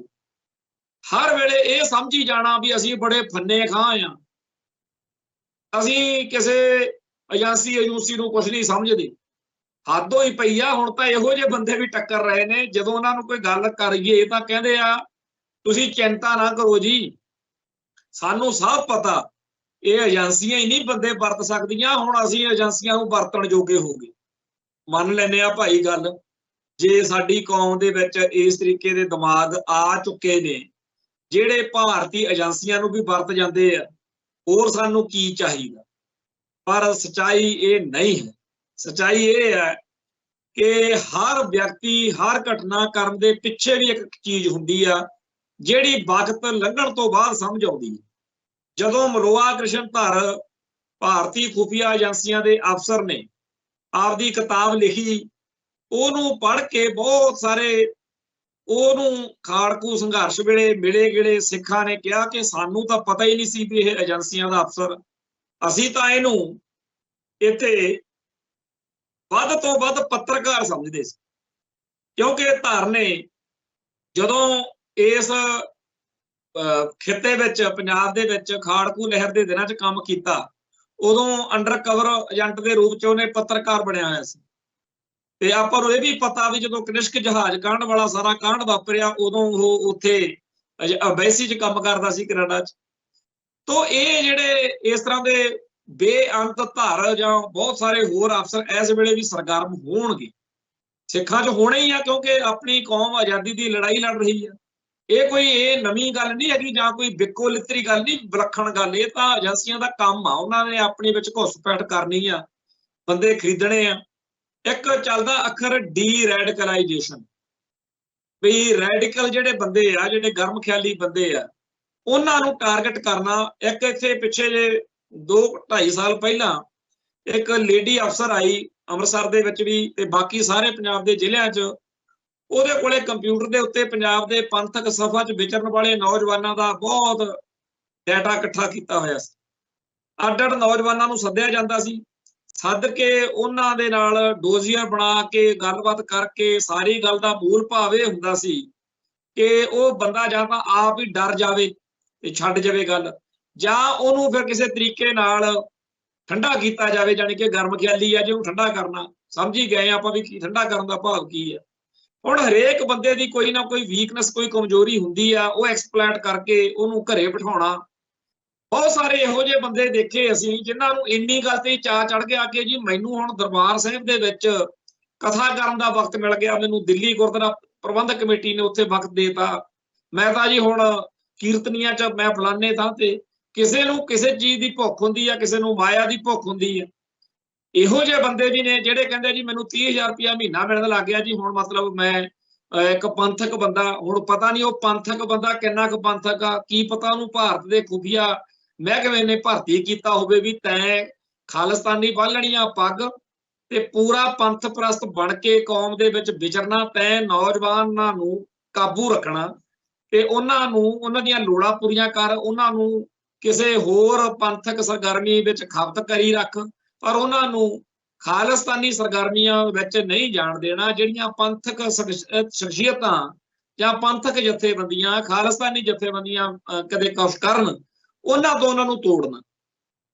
ਇਸ ਤਰੀਕੇ ਦੇ ਬਹੁਤ ਸਾਰੇ ਪ੍ਰੋਜੈਕਟ ਇੱਥੇ ਚੱਲ ਰਹੇ ਹੋ ਸਕਦੇ ਹੈ, ਜਿਨ੍ਹਾਂ ਦੇ ਬਾਰੇ ਅੱਜ ਨਹੀਂ, ਜਿਵੇਂ ਬਲੂਆ ਕ੍ਰਿਸ਼ਨ ਧਰ ਜਦੋਂ ਰਿਟਾਇਰ ਹੋ ਗਿਆ ਉਹਨੇ ਕਿਤਾਬ ਲਿਖੀ, ਪੂਰੀ ਸੱਚੀ ਤਾਂ ਹੋ ਨਹੀਂ ਸਕਦੀ ਉਹਦੀ ਕਿਤਾਬ। ਇੱਕ ਦੁੱਲਟ ਅਵਤਾਰ ਸਿੰਘ ਦੁੱਲਟ, AS ਦੁੱਲਟ, ਉਹਦੀ ਕਿਤਾਬ ਆਈ ਆ ਕਸ਼ਮੀਰ, ਇੰਗਲਿਸ਼ 'ਚ ਵੀ ਆ, ਪੰਜਾਬੀ 'ਚ ਵੀ ਆ ਗਈ ਆ। ਹੁਣ ਉਹ ਵੀ ਅਫਸਰ ਰਿਹਾ, ਰਿਟਾਇਰ ਅਫਸਰ ਏਜੰਸੀਆਂ ਦਾ। ਹੁਣ ਇਹ ਜਿਹੜੀਆਂ ਕਿਤਾਬਾਂ ਰਿਟਾਇਰ ਹੋਣ ਤੋਂ ਬਾਅਦ ਜਦੋਂ ਲਿਖਦੇ ਆ, ਬਹੁਤ ਸਾਰੇ ਬੰਦਿਆਂ ਨੂੰ ਬਾਅਦ 'ਚ ਮੱਥੇ ਤੇ ਹੱਥ ਮਾਰ ਕੇ ਬੰਦਾ ਕਹਿੰਦਾ ਕਿ ਯਾਰ ਮੈਨੂੰ ਤਾਂ ਪਤਾ ਹੀ ਨਹੀਂ ਸੀਗਾ ਵੀ ਇਹ ਏਜੰਸੀਆਂ ਦਾ ਅਫਸਰ ਆ, ਤੇ ਮੈਂ ਇਹਦੇ ਨਾਲ ਉਦੋਂ ਵਰਤਦਾ ਰਿਹਾ, ਮੈਂ ਤਾਂ ਇਹਦੇ ਕਹਿਣ ਤੇ ਆਹ ਕੀਤਾ, ਇਹਨੇ ਮੇਰੇ ਨਾਲ ਇਹ ਗੱਲ ਕੀਤੀ ਸੀ। ਇਵੇਂ ਹੀ ਇਸ ਵੇਲੇ ਵੀ ਏਜੰਸੀਆਂ ਦੇ ਜਿਹੜੇ ਕਰਮਚਾਰੀ ਆ ਉਹ ਇੱਥੇ ਸਾਡੀਆਂ ਪੰਥਕ ਸਰਗਰਮੀਆਂ 'ਚ, ਪੰਥਕ ਸਭਾ 'ਚ ਲਾਜ਼ਮੀ ਸਰਗਰਮ ਹੋਣਗੇ। ਜਿਹੜੇ ਅੱਜ ਤੋਂ 15-20 ਸਾਲ ਬਾਅਦ ਰਿਟਾਇਰ ਹੋਣ ਤੋਂ ਬਾਅਦ ਕੋਈ ਕਿਤਾਬ ਲਿਖਣਗੇ, ਜਿਹਨੂੰ ਪੜ੍ਹ ਕੇ ਕੋਈ ਸਾਡੇ ਵਿੱਚੋਂ ਹੀ ਉੱਠ ਕੇ ਕਹੂਗਾ ਉਹ ਮੈਨੂੰ ਤਾਂ ਪਤਾ ਹੀ ਨਹੀਂ ਸੀ। ਪਰ ਅੱਜ ਜੇ ਉਸੇ ਭਰਾ ਨੂੰ ਕੋਈ ਸਮਝਾਵੇ ਕਿ ਭਾਈ ਬੋਚ ਕੇ, ਬ੍ਰੇਕਾਂ ਤੇ ਪੈਰ ਰੱਖ ਕੇ, ਧੀਰਜ ਨਾਲ, ਠਰਮੇ ਨਾਲ, ਸਬਰ ਨਾਲ, ਕਿਉਂਕਿ ਏਜੰਸੀਆਂ ਦੇ ਏਜੰਟ ਮਤਲਬ ਕਿ ਬਹੁਤ ਹੀ ਸਲੀਕੇ ਨਾਲ, ਬੜੇ ਤਹਿਜ਼ੀਬ ਨਾਲ ਤੁਹਾਡੇ ਦਿਲ ਦਿਮਾਗ ਨੂੰ ਕੈਪਚਰ ਕਰਕੇ, ਕਾਬੂ ਕਰਕੇ ਤੁਹਾਨੂੰ ਆਪਦਾ ਬਣ ਕੇ ਪੇਸ਼ ਹੁੰਦੇ ਆ। ਤੇ ਪਤਾ ਉਦੋਂ ਲੱਗਦਾ ਜਦੋਂ 15-20 ਸਾਲ ਬਾਅਦ ਸਾਰੀ ਲਹਿਰ, ਸਾਰੀ ਘਟਨਾਕ੍ਰਮ ਉਲਟ ਭੁਗਤ ਜਾਂਦਾ ਤੇ ਕੌਮ ਦੇ ਵਿੱਚ ਨਿਰਾਸ਼ਤਾ ਆ ਜਾਵੇ, ਤੇ ਬਾਅਦ 'ਚ ਬੰਦਾ ਪਿੱਟਦਾ ਕਿ ਯਾਰ ਮੈਨੂੰ ਤਾਂ ਸਮਝ ਹੀ ਨਹੀਂ ਸੀ ਲੱਗੀ ਕਿ ਉਹ ਬੰਦਾ ਏਜੰਸੀਆਂ ਲਈ ਕੰਮ ਕਰਦਾ। ਪਤਾ ਤਾਂ ਬੰਦੇ ਨੂੰ ਇਹਦਾ ਲੱਗ ਜਾਂਦਾ ਕਿ ਸਾਡੇ ਤੋਂ ਗੜਬੜਾ ਹੋਈਆਂ ਨੇ, ਪਰ ਗੜਬੜਾ ਕਿਹਨੇ ਕਰਵਾਈਆਂ, ਕਿਵੇਂ ਹੋਈਆਂ, ਇਹ ਗੱਲ ਮੌਕੇ ਤੇ ਸਮਝ ਨਹੀਂ ਆਉਂਦੀ। ਹਾਂ, ਬਾਅਦ ਵਿੱਚ ਕਿਸੇ ਹੋਰ ਘਟਨਾਕ੍ਰਮ ਦੇ ਰੂਪ ਦੇ ਵਿੱਚ ਉਹ ਚੀਜ਼ ਸਮਝ ਆਉਂਦੀ। ਸੋ ਮੁਲਕ ਦੇ ਵਿੱਚ ਖੁਫੀਆ ਏਜੰਸੀਆਂ ਦੇ ਤਾਣੇ ਬਾਣੇ ਬਾਰੇ ਸਭ ਤੋਂ ਵਧੀਆ ਗੱਲ ਤਾਂ ਇਹ ਹੈ ਕਿ ਇਹਨਾਂ ਦੀਆਂ ਲਿਖੀਆਂ ਕਿਤਾਬਾਂ ਪੜ੍ਹੋ ਅਫਸਰਾਂ ਦੀਆਂ। ਜੇ ਆਪਾਂ ਉਹਨਾਂ ਚੋਂ ਚਲੋ 90% ਹੀ ਮੰਨ ਲਓ ਵੀ ਉਹ ਗਲਤ ਲਿਖਦੇ ਆ, ਜੇ 10% ਵੀ ਆਪਣੇ ਕੰਮ ਦੀ ਕੋਈ ਗੱਲ, ਆਪਾਂ ਨੂੰ ਕੋਈ ਗੱਲ ਪੱਲੇ ਪੈ ਜੇ ਤਾਂ ਚੰਗੀ ਗੱਲ ਆ। ਮੈਂ ਬਾਰ-ਬਾਰ ਇਹ ਭੈਣ ਭਰਾਵਾਂ ਨੂੰ ਬੇਨਤੀ ਕਰੂੰਗਾ ਕਿ MK ਧਾਰ ਵਾਲੀ ਖੁੱਲੇ ਭੇਦ ਤੇ AS ਦੁੱਲਟ ਵਾਲੀ ਕਸ਼ਮੀਰ ਤੇ ਇਹੋ ਜਿਹੀਆਂ ਸਾਰੀਆਂ ਕਿਤਾਬਾਂ ਇਹ ਜ਼ਰੂਰ ਪੜ੍ਹੋ, ਆਪਦੇ ਨੋਟਸ ਬਣਾਓ, ਤਾਂ ਕਿ ਆਪਾਂ ਨੂੰ ਖਾਸ ਤੌਰ ਤੇ ਜਿਨ੍ਹਾਂ ਨੇ ਵਿਚਰਨਾ ਖਾਲਿਸਤਾਨੀ ਪੰਥਕ ਸਰਗਰਮੀਆਂ 'ਚ ਕਿ ਉਹ ਚੱਲ ਕੀ ਰਿਹਾ, ਕਿ ਕਿਸੇ ਖਾਲਿਸਤਾਨ ਨੂੰ ਡੈਡੀਕੇਟਡ, ਬਿਲਕੁਲ ਕਮਿਟਡ ਬੰਦੇ ਨੂੰ ਹਾਰਡ ਕੋਰ ਮਿਲੀਟੈਂਟ ਵਾਂਗੂ ਮੰਨ ਕੇ ਏਜੰਸੀਆਂ ਦਾ ਨੈਟਵਰਕ ਘੇਰਦਾ, ਉਹਨੂੰ ਪਤਾ ਹੀ ਨਹੀਂ ਹੁੰਦਾ ਹੈਗਾ ਕਿ ਮੇਰੇ ਆਲੇ ਦੁਆਲੇ ਹੁਣ ਕੀ ਚੱਲ ਰਿਹਾ। ਉਹਨੂੰ ਕਹਿੰਦੇ ਆ ਵੀ ਦੇਖ ਤੂੰ ਕੌਮ ਲਈ ਆਹ ਕੀਤਾ, ਜੇਲ੍ਹਾਂ ਕੱਟੀਆਂ, ਕਿੰਨੇ ਕੇਸ ਬਣੇ। ਹੁਣ ਜੇ ਖਾਲਿਸਤਾਨ ਛੱਡ ਕੇ ਉਦਾਂ ਤੁਸੀਂ ਪੰਥ ਦੀ ਗੱਲ ਕਰੋ, MLA ਦੀ ਚੋਣ ਲੜੋ, MP ਦੀ ਚੋਣ ਲੜੋ, ਸ਼੍ਰੋਮਣੀ ਕਮੇਟੀ, ਨਹੀਂ ਤਾਂ ਫਿਰ ਗੰਦੇ ਬੰਦੇ ਆਈ ਜਾਂਦੇ ਨੇ, ਭੈੜੇ ਬੰਦੇ ਆਈ ਜਾਂਦੇ ਨੇ। ਕਰਦੇ ਕਰਾਉਂਦੇ ਉਸ ਬੰਦੇ ਤੋਂ ਖਾਲਿਸਤਾਨ ਥੋੜਾ ਜਿਹਾ ਘਟਾ ਕੇ ਉਹਨੂੰ ਕਹਿੰਦੇ ਆ ਤੂੰ ਥੋੜਾ ਜਿਹਾ ਨਾ ਪੰਥਕ ਬਣ ਜਾ। ਖਾਲਿਸਤਾਨ ਨਾ ਕਹਿ, ਦਿਲ 'ਚ ਰੱਖ ਖਾਲਿਸਤਾਨ, ਪੰਥਕ ਗੱਲ ਕਰਿਆ ਕਰੋ, ਕੱਲੀ ਪੰਥ ਦੀ ਗੱਲ। ਅੱਛਾ ਜੀ ਠੀਕ ਆ, ਫਿਰ ਕਹਿੰਦੇ ਥੋੜਾ ਜਿਹਾ ਲਿਬਰਲ ਹੋ ਜਾ, ਫਿਰ ਥੋੜਾ ਜਿਹਾ ਇਉਂ ਕਰ ਵੀ ਚੋਣਾਂ ਲੜਨ ਲਈ ਆਪਾਂ ਨੂੰ ਥੋੜਾ ਜਿਹਾ ਨਾ ਐ ਕਰਨਾ ਪੈਣਾ ਚੋਣ ਜਿੱਤਣ ਲਈ। ਅੱਛਾ ਜੀ, ਹੌਲੀ ਹੌਲੀ ਉਹ ਬੰਦਾ ਜਿਹੜਾ ਖਾਲਿਸਤਾਨ ਨੂੰ ਸਮਰਪਿਤ ਸੀ, ਹਿੰਦੁਸਤਾਨ ਨੂੰ ਸਮਰਪਿਤ ਹੋ ਜਾਂਦਾ। ਭਾਰਤ ਦੀ ਮਾਤਾ ਕੀ ਜੈ ਕਹਿ ਕੇ, ਤਿਰੰਗੇ ਦੀਆਂ ਸੌਹਾਂ ਖਾ ਕੇ ਉਹ ਬੰਦਾ ਉਸ ਸਿਸਟਮ ਦਾ ਹਿੱਸਾ ਬਣ ਜਾਂਦਾ ਜਿਹਦੇ ਖਿਲਾਫ ਉਹ ਲੜਨ ਲਈ ਘਰੋਂ ਨਿਕਲਿਆ ਸੀ। ਇਸ ਤਰੀਕੇ ਦੇ ਬੇਅੰਤ ਬੰਦੇ ਇੱਥੇ ਅਸੀਂ ਦੇਖ ਰਹੇ ਹਾਂ ਆਲੇ ਦੁਆਲੇ, ਜਿਹੜੇ ਕਿਸੇ ਵੇਲੇ ਸੰਤ ਗਿਆਨੀ ਜਰਨੈਲ ਸਿੰਘ ਜੀ ਖਾਲਸਾ ਭਿੰਡਰਾਂ ਵਾਲਿਆਂ ਦੇ ਤੋਰੇ ਹੋਏ ਸੰਘਰਸ਼ ਦੇ ਵਿੱਚ ਬੜਾ ਸਤਿਕਾਰਯੋਗ ਰੁਤਬਾ ਰੱਖਦੇ ਸੀ, ਜਿਨ੍ਹਾਂ ਦਾ ਆਪਦਾ ਕੱਦ, ਕਰਤਾਰ, ਕੁਰਬਾਨੀ, ਬੜਾ ਬੇਦਾਗ ਸੇਵਾ ਕੀਤੀ। ਪਰ ਅੱਜ ਉਹਨਾਂ ਨੂੰ ਇਹ ਲੱਗਦਾ ਕਿ ਅਸੀਂ ਬੀਤੇ ਦੌਰ ਵਿੱਚ ਜੋ ਕੀਤਾ ਸੋ ਕੀਤਾ, कई तो सीधा ही कहते हैं कि उदों काला दौर सी, गुमराह हो गए सी, पर बहुते ज्यादा ये तो नहीं कहते। फिर वो दूजे पासे जरूर आ जाते हैं कि चलो जी एक वो भी आप सेवा की, हुण सारी उम्र असीं जुत्तियां थोड़ी खाई जानियां, हुण असीं MLA MP बन गए हैं, हुण असीं पंथ की सेवा करते। बड़े फैडरेशन के नौजवान जिन्हां ने संत ज्ञानी जरनैल सिंह जी खालसा भिंडरां वालियां दे हुंदियां भी ते उन्हां तो बाद भी जोधपुर वाले तो तकरीबन बहुतियां बारे आपां देख रहे हैं भी कोई अकाली दल च चले गया, कोई कांग्रेस में चले गया। अकाली दल ते कांग्रेस में जाना गुनाह नहीं, पर की भाई अमरीक सिंह जिथे खड़ा के गए सी, जिथे उन्होंने शहादत सानू छड्ड के गई सी खालिस्तान वाले, उधर नूं जाण दी बजाय पुठे पासे नूं तुर पे। पर करिए की, ये कहते असीं सियाणे बहुत हां। इहो जिहे सियाणे इस वेले मैनूं चेते आ, एक वारी 1999 दे विच साडे सारिਆਂ उत्ते मुकदमे बन गए। 6 जून 1984 का घल्लूघारा मनाउंदिआं बादल सरकार ने मुकदमे बना दिए। कचहरियां च भाई कंवर सिंह धामी टक्कर गए, जिन्हां ने KPS गल दे थप्पड़ छड्डिया सी, वो कंवर सिंह धामी बड़े खुश होए, कहंदे जदों तुहाडे वर्गे काली दाढ़ी वाले नौजवानां नूं देखदे आ घुमाण, सानूं बड़ी खुशी हुंदी। अज ये गल सानूं भी खुशी हुंदी है जदों नौजवान बच्चे साडी कौम दे संघर्ष दे विच हिस्सा बनदे आ। पर उन्हां सारे नौजवानां नूं एक गल जरूर पल्ले बन्नणी पऊगी कि तुहानूं किसी ने निशानी ला के नहीं दसना है कि आह बंदा एजेंसियां दा एजेंट है या आह बंदा किसी सिस्टम दा हिस्सा। तुहानूं आप नूं विचारना पऊ। सिस्टम दा दागी कीता होया, कलंकित कीता होया जदों कोई सिख बाद विच स्पष्टीकरण दे दे मर जांदा, उन्हां दा की जांदा? उन्हां दे तां सगां ते उल्टा नंबर बनदे आ। हुण जिहड़ी गल जिहड़ा NSA हैड वा डोभाल, उहने आपदे बारे कहा कि जी ऑपरेशन ब्लैक थंडर मौके मैं दरबार साहब सी, मैं उत्थे जी रक्षे वाला बन के, मैं पाकिस्तान दा फौजी बन के इत्थे रहिंदा रहा, मैं मिसगाइड कीता। इह जिहियां गल्लां चलियां पिछे जी, पता नहीं सच्चियां कि झूठियां। पर जिन्ना जिहड़े उस वेले सिंह सी तां ओह दस सकदे आ भी की ओह सच करदा कहंदा जां झूठ कहंदा। पर इहो जिहियां गल्लां अज वापर तां सकदियां ने। अज भी इहो ਜਿਹੇ पग्गां दाड़े वाले ते कोल परनिਆਂ वाले साडे च खालिस्तानी सफां दे विच सरगर्म हो सकदे। पर अज जेकर किसी नौजवान नूं कहीए ਉਹਨੂੰ ਆਪਦਾ ਗੁਰੂਰ ਜਾਂ ਆਪਦੀ ਅਕਲ ਦਾ ਜਾਂ ਹੈਂਕੜ ਲਾ ਲਓ ਜਾਂ ਸਾਨੂੰ ਸਾਰਿਆਂ ਨੂੰ ਇੱਕ ਈਗੋ ਜੀ ਹੁੰਦੀ ਆ ਹੋਰੀ ਤਰ੍ਹਾਂ ਜਿਹੀ, ਜਿਹਦੇ ਵਿੱਚ ਬੰਦਾ ਆਪਦੇ ਆਪ ਨੂੰ ਨਾ ਬੜਾ ਹੀ ਸਿਆਣਾ ਜਿਹਾ ਸਮਝ ਕੇ ਕਹਿੰਦਾ ਛੱਡੋ ਭਾਜੀ ਤੁਹਾਨੂੰ ਕੀ ਪਤਾ, ਅਸੀਂ ਤਾਂ ਬੜੇ ਘੈਂਟ ਆ, ਅਸੀਂ ਨਹੀਂ ਕਿਸੇ ਨੂੰ ਨੇੜੇ ਲੱਗਣ ਦਿੰਦੇ। ਇਹ ਜਿਹੜੀ ਸਾਨੂੰ ਬਿਮਾਰੀ ਜਾਂ ਬਿਰਤੀ ਆ ਨਾ, ਇਹ ਘਾਤਕ ਸਾਨੂੰ ਮੰਨ ਕੇ ਚਾਹੀਦਾ ਕਿ ਜਿਹੜੇ ਜਿਨ੍ਹਾਂ ਦੇ ਗ੍ਰੰਥ ਆਪਾਂ ਪੜ੍ਹਦੇ ਆ, ਮਹਾਭਾਰਤ ਰਾਮਾਇਣ ਤੇ ਹੋਰ ਸਾਰਾ ਕੁਝ ਦੇਖਦੇ ਆ, ਉਹ ਕੁਝ ਵੀ ਬਣਾ ਸਕਦੇ। ਇੱਕ ਫਿਲਮ ਆਈ ਸੀ ਧਰੋਹ ਕਾਲ, ਧਰੋਹ ਕਾਲ ਹਿੰਦੀ ਦੀ ਫਿਲਮ ਆ, ਓਮਪੁਰੀ ਹੁਣੀ, ਨਸੀਰੁਦੀਨ ਸਾਹਿਬ ਹੁਣੀ ਸੀ ਉਹਦੇ ਚ। ਉਹ ਜ਼ਰੂਰ ਦੇਖਣੀ ਚਾਹੀਦੀ ਆ, ਆਪਾਂ ਨੂੰ ਅਕਲ ਆਵੇ ਕਿ ਕਿਵੇਂ ਏਜੰਸੀ ਨੈਟਵਰਕ ਕਿੱਥੋਂ ਤੱਕ ਮਾਰ ਕਰ ਸਕਦਾ। ਇੱਕ ਚੱਕਰਵਿਊਹ ਪਿੱਛੇ ਜੇ ਆਈ ਸੀ ਨਕਸਲਾਈਟ ਮੂਵਮੈਂਟ ਦੇ ਬਾਰੇ, ਸਾਡੇ ਬਾਰੇ ਵੀ ਫਿਲਮਾਂ ਆਈਆਂ ਨੇ, ਮਾਚਸ ਆਈ ਜਾਂ ਹੋਰ ਆ, ਪਰ ਸਾਡੇ ਬਾਰੇ ਜਿਹੜੀ ਘੁਸਪੈਠ ਜਾਂ ਕਿਵੇਂ ਗੜਬੜ ਹੋ ਸਕਦੀ ਆ ਲਹਿਰ ਵਿੱਚ, ਉਵੇਂ ਦਾ ਅਜੇ ਬਹੁਤਾ ਜ਼ਿਆਦਾ ਖੁੱਲ ਕੇ ਨਹੀਂ ਫਿਲਮਾਂ ਬਣ ਸਕੀਆਂ। ਆਰਟ ਦੇ ਪੱਖ ਤੋਂ ਜਿੰਨਾ ਕੁ ਸਾਨੂੰ ਚਾਹੀਦਾ ਅਜੇ ਤਾਂ ਉਹੋ ਜਿਹੀਆਂ ਵੀ ਨਹੀਂ ਆਈਆਂ। ਖੈਰ ਗੱਲ ਮੋਟੇ ਤੌਰ ਤੇ ਇਹ ਹੈ ਕਿ ਜਿਸ ਤਰੀਕੇ ਦਾ ਮਾਹੌਲ ਖਾਲਿਸਤਾਨ ਦੇ ਹੱਕ ਵਿੱਚ ਆਲ ਓਵਰ ਦੀ ਵਰਲਡ, ਖਾਸ ਤੌਰ ਤੇ ਪੰਜਾਬ 'ਚ ਬਣਦਾ ਜਾ ਰਿਹਾ, ਉਨੀ ਹੀ ਤੇਜ਼ੀ ਨਾਲ ਇੰਡੀਅਨ ਸਟੇਟ ਸਿਸਟਮ ਕਰੋੜਾਂ ਅਰਬਾਂ ਰੁਪਈਏ ਇਸ ਪ੍ਰੋਜੈਕਟ ਉੱਤੇ ਖਰਚ ਰਹੀ ਹੋਣੀ।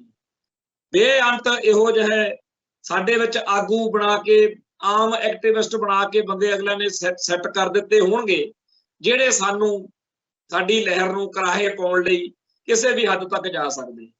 ਅੱਜ ਦੇ ਸਮੇਂ ਦੇ ਵਿੱਚ ਸੋਸ਼ਲ ਮੀਡੀਆ ਦੇ ਜ਼ਮਾਨੇ ਵਿੱਚ ਤਾਂ ਪਤਾ ਹੀ ਨਹੀਂ ਲੱਗਦਾ, ਕਿਉਂਕਿ ਸਾਡੇ ਅੱਜ ਕੱਲ੍ਹ ਭੇਡ ਚਾਲ ਆ ਵੀ ਕਿਸੇ ਵੀ ਬੰਦੇ ਦੇ ਹੱਕ 'ਚ 50 ਪੋਸਟਾਂ ਪੈ ਜਾਣ ਤਾਂ ਉਹਦੀ ਬੱਲੇ ਬੱਲੇ ਹੋਣ ਲੱਗ ਜੇ। ਸਾਰੇ ਕਹਿੰਦੇ ਆ ਜੀ ਛੱਡੋ, ਇਹਨੇ ਪਹਿਲਾਂ ਕੀ ਕੀਤਾ, ਅੱਜ ਦੇਖੋ ਅੱਜ ਤਾਂ ਕਮਾਲਾਂ ਕਰੀ ਜਾਂਦਾ। ਇੱਥੋਂ ਤਾਂ ਮੈਂ ਤਾਂ ਹੈਰਾਨ ਇਸ ਗੱਲ ਤੇ ਆ ਵੀ ਇਹੋ ਜਿਹੀ ਬਿਰਤੀ ਵੀ ਸਾਡੇ ਚਾਹੀਦੀ ਆ ਵੀ ਕਹਿੰਦੇ ਜੀ ਇਹ ਜ਼ਰੂਰੀ ਥੋੜੀ ਆ ਕਿ ਏਜੰਸੀਆਂ ਬੰਦੇ ਵਰਤ ਜਾਣ, ਹੁਣ ਤਾਂ ਏਜੰਸੀਆਂ ਨੂੰ ਵਰਤ ਜਾਈਦਾ। ਚਲੋ, ਪਰ ਗੱਲ ਸਾਨੂੰ ਸੋਚਣ ਤੇ ਵਿਚਾਰਨੀ ਪੈਣੀ ਆ ਕਿ ਇਹ ਨਾ ਹੋਵੇ ਕਿ 15-20 ਸਾਲ ਬਾਅਦ ਜਿਹੜੇ ਸਿੱਖ ਨੌਜਵਾਨ ਇਸ ਵੇਲੇ 20 ਤੋਂ 40 ਸਾਲ ਦੇ ਵਿਚਾਲੇ ਪੰਥਕ ਸਰਗਰਮੀ ਦੇ ਵਿੱਚ ਖਾਲਿਸਤਾਨ ਦਾ ਝੰਡਾ ਚੱਕ ਕੇ ਦਿਲੋਂ ਪਾਕ ਪਵਿੱਤਰ ਜਜ਼ਬੇ ਨਾਲ ਮੈਦਾਨ ਵਿੱਚ ਆ ਚੁੱਕੇ ਨੇ, ਉਹ ਕਿਤੇ ਬਾਅਦ ਚ ਪਿੱਟਦੇ ਫਿਰਨ ਕਿ ਸਾਨੂੰ ਕਿਸੇ ਨੇ ਦੱਸਿਆ ਹੀ ਨਹੀਂ, ਸਾਨੂੰ ਕਿਸੇ ਨੇ ਸਮਝਾਇਆ ਹੀ ਨਹੀਂ, ਸਾਨੂੰ ਕਿਸੇ ਨੇ ਕਿਹਾ ਹੀ ਨਹੀਂ ਹੈਗਾ। ਸੋ ਅਸੀਂ ਆਪਦਾ ਫਰਜ਼ ਸਮਝਦੇ ਹਾਂ ਲਿਖ ਕੇ ਬੋਲ ਕੇ। ਜਿਵੇਂ ਕੱਲ ਆਪਾਂ ਗੱਲ ਕੀਤੀ ਸੀ ਬਈ ਕੁੱਕੜ ਜਿਹੜਾ ਸੀ ਉਹ ਕਹਿੰਦਾ ਵੀ ਇਹ ਤਾਂ ਮੈਂ ਪਹਿਲੇ ਦਿਨ ਹੀ ਜੇ ਬਾਂਗ ਦੇ ਕੇ ਮਰ ਜਾਂਦਾ ਤਾਂ ਚੰਗੀ ਗੱਲ ਸੀ, ਤੂੰ ਮੈਨੂੰ ਕਿਹੜੇ ਪਾਸੇ ਤੋਰ ਲਿਆ। ਸੋ ਅਸੀਂ ਤਾਂ ਬੋਲਣੋਂ ਹਟਣਾ ਨਹੀਂ। ਜਿੱਦਣ ਦੀ ਧਮਕੀ ਜੀ ਵਾਲਾ ਕੰਮ ਹੋਇਆ ਉਦੋਂ ਬਾਅਦ ਤਾਂ ਆਪਾਂ ਨੂੰ ਪੱਕਾ ਹੀ ਹੋ ਗਿਆ ਕੰਮ ਵੀ ਉਹ ਤਾਂ ਚਲੋ ਉਸ ਅਕਾਲ ਪੁਰਖ ਵਾਹਿਗੁਰੂ ਨੂੰ ਫਿਕਰ ਆ, ਉਹਨੇ ਜਿੰਨੇ ਸਾਹ ਦਿੱਤੇ ਆ ਉਦੋਂ ਇੱਕ ਸਾਹ ਵੱਧ ਨਹੀਂ ਆਉਣਾ, ਇੱਕ ਸਾਹ ਘੱਟ ਨਹੀਂ ਆਉਣਾ, ਜਿਹੜੀ ਘੜੀ ਜਿਹੜਾ ਪਲ ਉਹਨੇ ਨਿਸ਼ਚਿਤ ਕੀਤਾ ਹੋਇਆ। ਪਰ ਇਹ ਗੱਲ ਜ਼ਰੂਰ ਆ ਮਨ ਦੇ ਵਿੱਚ ਕਿ ਕੌਮ ਦੀ ਸੇਵਾ ਦੇ ਵਿੱਚ ਕੋਈ ਕਸਰ ਨਾ ਰਹੇ ਜੇ, ਕੋਈ ਦਿਲ ਚ ਗੱਲ ਰਹਿ ਨਾ ਜੇ। ਇਸ ਲਈ ਖੁੱਲ੍ਹ ਖੁਲਾਸੇ ਹੋ ਕੇ ਗੱਲ ਕਰੀਦੀ ਹੈ ਕਿ ਇਸ ਮੁਲਕ ਦੇ ਢਾਂਚੇ ਤੋਂ ਕੋਈ ਰਹਿਮ ਦੀ ਆਸ ਨਾ ਰੱਖੋ। ਇਸ ਸਿਸਟਮ ਨੇ ਸਾਡਾ ਕਿੰਨਾ ਵੱਡਾ ਨੁਕਸਾਨ ਪਿਛਲੇ ਦੌਰ ਚ ਕੀਤਾ, ਕਿੰਨਾ ਵੱਡਾ ਹੁਣ ਕਰ ਰਿਹਾ, ਔਰ ਬਹੁਤ ਵੱਡੀ ਗਿਣਤੀ ਵਿੱਚ ਸਾਡੀ ਕੌਮ ਦਾ ਵੱਡਾ ਭਾਈਚਾਰਾ ਸਾਡਾ ਆਪਦਾ ਹਿੰਦੂ ਸਿੱਖ ਏਕਤਾ ਦਾ ਜਿਹਨਾਂ ਨੂੰ ਬੁਖਾਰ ਚੜਿਆ ਹੋਇਆ। RSS ਸਾਡੇ ਘਰ ਚ ਸਾਡੇ ਦਿਲ ਦਿਮਾਗ ਚ ਵੜ ਗਈ, ਸਾਡੇ ਅੰਦਰ ਬਹੁਤ ਕੁਝ ਇਹੋ ਜਿਹਾ ਆ ਚੁੱਕਿਆ ਜਿਹੜਾ ਖਤਰਨਾਕ ਵੀ ਆ ਤੇ ਮਾੜਾ ਵੀ ਆ। ਪਰ ਅੱਜ ਦੀ ਤਰੀਕ ਵਿੱਚ ਸਾਡਾ ਨਿਸ਼ਾਨਾ ਇਹਨਾਂ ਗੱਲਾਂ ਦਾ ਜੇ ਲੜ ਕੇ ਸਟੇਟ ਚਾਹੁੰਦੀ ਆ ਕਿ ਅਸੀਂ ਇਹਨਾਂ ਚੱਕਰਾਂ ਚ ਉਲਝ ਜਾਈਏ। ਨਿੱਤ ਸਾਡੇ ਸਾਹਮਣੇ ਨਵੇਂ ਮੁੱਦੇ ਲਿਆ ਕੇ ਸੁੱਟੇ ਜਾ ਰਹੇ ਨੇ ਜਿਨ੍ਹਾਂ ਨੂੰ ਟੋਣਾ ਮੌਕੇ ਕਿਹਾ ਜਾਂਦਾ ਕਿ ਜੀ ਅਸਲ ਮੁੱਦੇ ਤਾਂ ਆਹ ਨੇ, ਇਹਨਾਂ ਮੁੱਦਿਆਂ ਬਾਰੇ ਇਹਨਾਂ ਗੱਲਾਂ ਬਾਰੇ ਗੱਲ ਨਹੀਂ ਹੁੰਦੀ।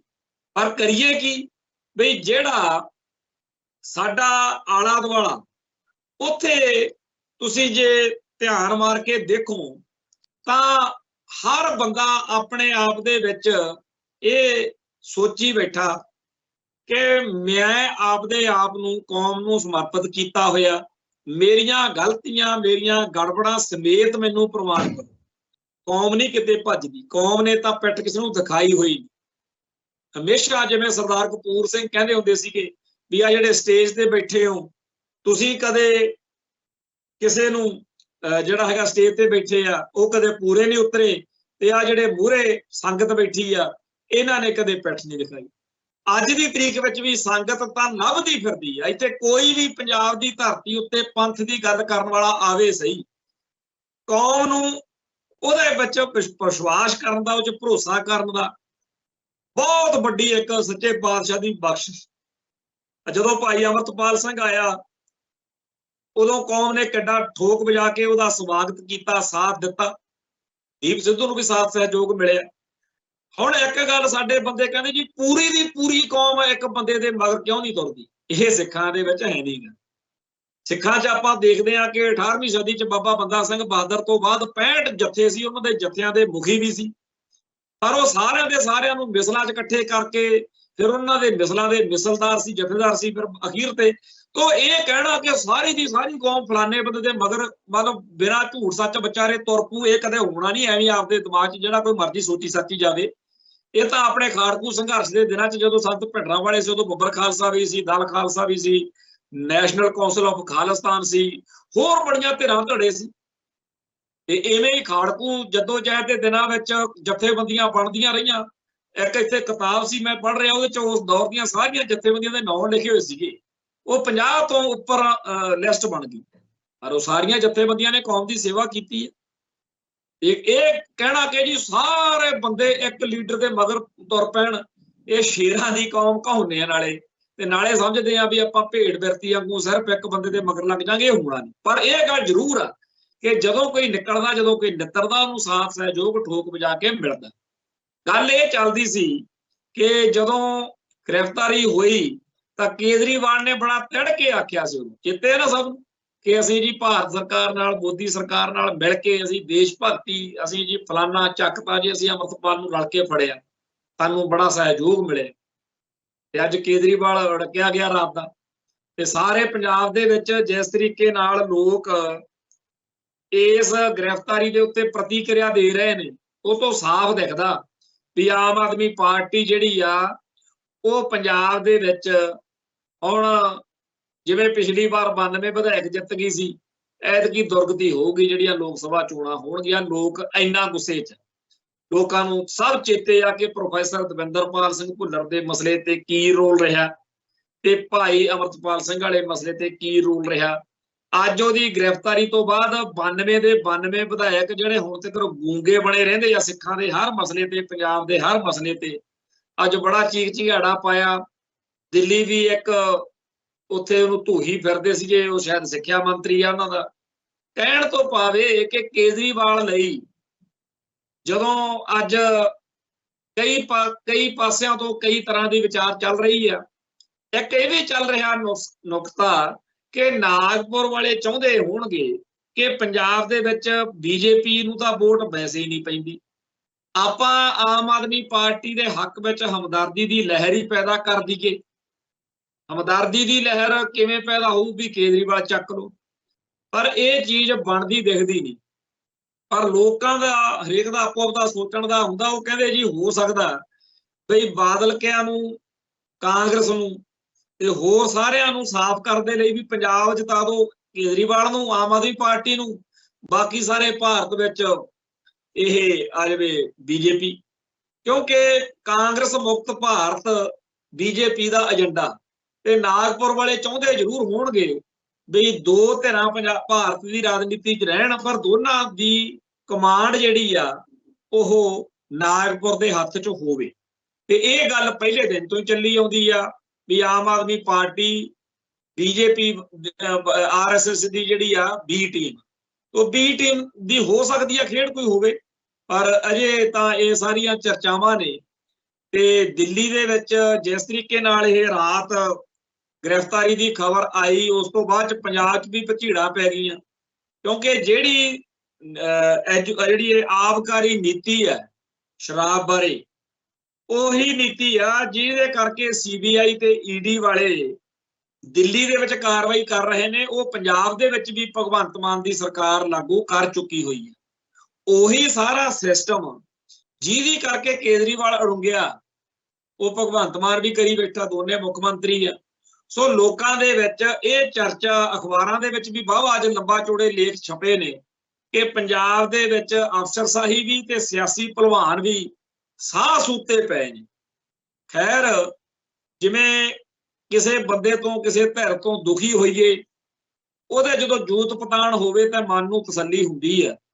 ਉਵੇਂ ਬਹੁਤ ਲੋਕਾਂ ਨੂੰ ਕੇਜਰੀਵਾਲ ਨਾਲ, ਖਾਸ ਤੌਰ ਤੇ ਭਾਈ ਭੁੱਲਰ ਵਾਲੇ ਮਸਲੇ ਤੇ ਜੋ ਇਹਨਾਂ ਨੇ ਨੈਗੇਟਿਵ ਠੋਕ ਵਜਾ ਕੇ, ਔਰ ਚੇਤੇ ਕਰੋ ਸ਼੍ਰੋਮਣੀ ਕਮੇਟੀ ਵਾਲੇ ਜਾਂ ਹੋਰ ਕਈਆਂ ਨੇ ਮਿਲਣ ਦੀ ਇਸ ਮਸਲੇ ਤੇ ਕੋਸ਼ਿਸ਼ ਕੀਤੀ, ਤੇ ਉਹ ਕੇਜਰੀਵਾਲ ਜਿਹੜਾ ਪੰਜਾਬ ਤੋਂ ਬਗੈਰ ਆਮ ਆਦਮੀ ਪਾਰਟੀ ਨੂੰ ਇਹ ਸਾਰਾ ਪੈਸਾ ਧੇਲਾ, ਸਾਰਾ ਢਾਂਚਾ ਪੰਜਾਬ ਦੇ ਲੋਕਾਂ ਨੇ ਖੜਾ ਕੀਤਾ।